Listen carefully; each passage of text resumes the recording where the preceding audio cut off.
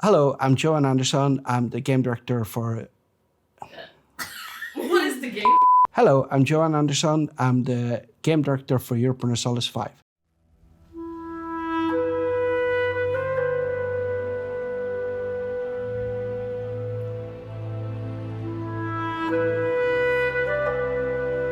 During the pandemic, I got I want to program, I want to create stuff again. So I started prototyping and coding for EU5, the core mechanics, talking with a lot of other people at Paradox, thinking what should be for an EU5. And I spent a few weeks, months on that and got a core game up and running rather quickly. So why did I end up in Sitges? During the summer of 2020, we thought that we could start a studio together. So we announced internally and externally and started setting up a company. By then, it was basically just me and then Sonia and Alex and Dave. We started recruiting. And most people haven't moved down yet or even get employed. We haven't set up the company. No, nothing, but we still started recruiting people. So we got some people in the autumn. We all moved down during October, November-ish during 2020. We were 6-7 people before Christmas. Hey, I'm Sonia Linares. I'm head of operations at Paradox Tinto. So back in the days, Johan Andersson wanted to create a new game. And he started talking about the new project and maybe doing it in Barcelona. So that's when I came into the picture. And I came in as head of operations to kind of help build the team from the very start, because it was Johan back in the days in 2020.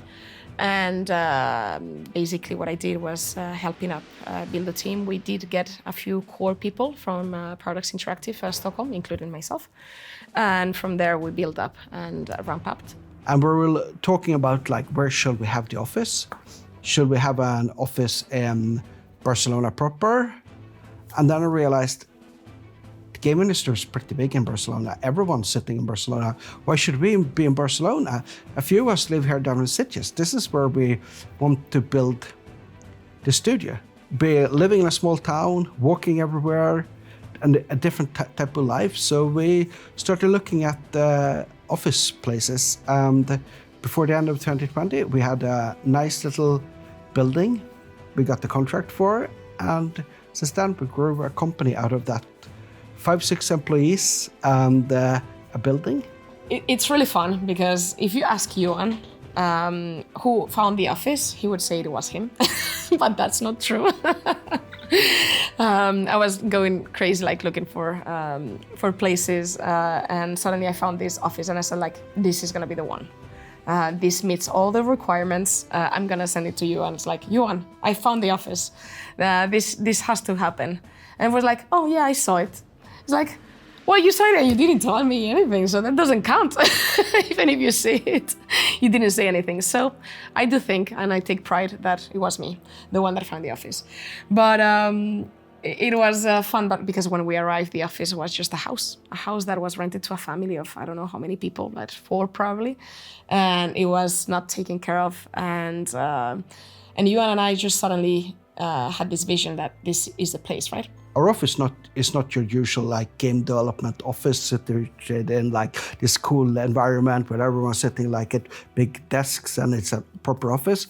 No, what we've done is that we found a chalet, which is basically a small house, 240, 230 square meters something, and a garden. And we rebuilt that one into an office. So we're sitting in some rooms there's 3 people, in some room there's 6 people. Or more, and we're all sitting together. It feels a little bit like a startup. We rebuilt the porch to become a big meeting room for when it's slightly cold and you want to be inside. We had a garage at the place. It's no longer a garage, it's a gym, so people can be fit and have fun. And we built up, so now we are close to 30 people sitting in this office. For E5, when creating it at the start, I was thinking, what do we need to make this game interesting and enough for the players that have spent over a decade playing the original EU4, or not original, it's a fourth sequel, but yeah, they played EU4 with all the expansions, all the DLC for maybe like a decade. So why should they buy EU5? We couldn't just like take EU4 and add some new graphics and make it more look better and polish it a little bit. That would not be enough. We have to figure something new. So I thought like, okay, what things do I like in games? What ideas did I had? I was talking a lot with some people at Paradox, like Peter Nicholson and Henk Lomander, and we're like bouncing a lot of ideas back and forth. And I figured out quite a lot of good design ideas, a lot of good focus during that spring of 2020 when we were all like locked down and couldn't meet anyone. And I started programming and getting like the core loops running, and it was fun. But I was taking like a lot of experience from the previous games I've been working on, like EU4, Victoria 2, Imperator. Also played quite a lot of like Civ again and Total War. I like looking at quite a lot of the games, all the games that comes around, and looking at how they're doing things. And even if you're not copying, or even if you can't do a direct correlation between like what you see in one game directly impacts that one, it still impacts your thought process and how you want to make things. So, I mean, it's hard to describe like a single influence, but I would say if there's a game that's been released in the last decade, it's probably, and it's been strategy related, I've looked at it and it's influenced me somehow or somewhat, but yeah.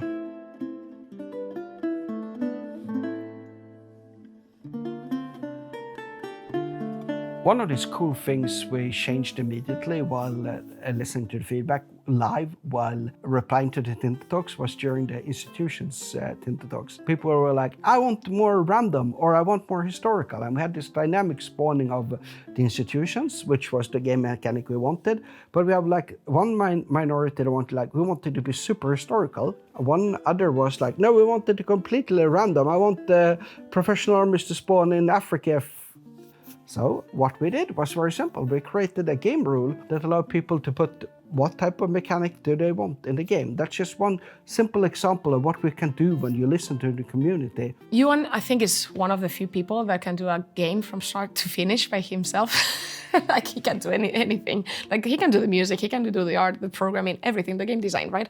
But it's true that when we're talking about these huge GSGs, he knows he needs a team, right? We made sure we had the key individuals for directing or leading different disciplines in Tinto. So we had the art lead, we had the programmers lead, we had myself, and from there we started building the team from the very bottom. Initially we started with a little bit of content designers and programmers, and then we transitioned to art and UX. The most important thing that we wanted to do when we built Tinto is get a really diverse team of really knowledgeable people and maybe more new to the industry people, plus the modders. So we had a diverse team that actually could bring different views and different approaches to game development.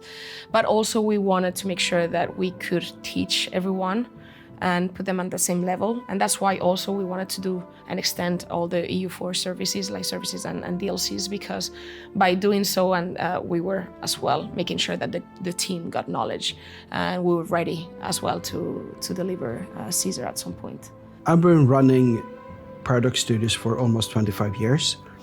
And there's quite a few things that I've learned in life, is that some things can be taught, other things cannot be taught. One of the things that cannot be taught is passion. You can always teach people skills. And a lot of the best employees I've had in my life are people that they were not the greatest programmer, greatest artist, but they had a passion for the project and they liked the type of game and understood the game. That passion can never be taught. You can improve people's passion, but you cannot teach them passion.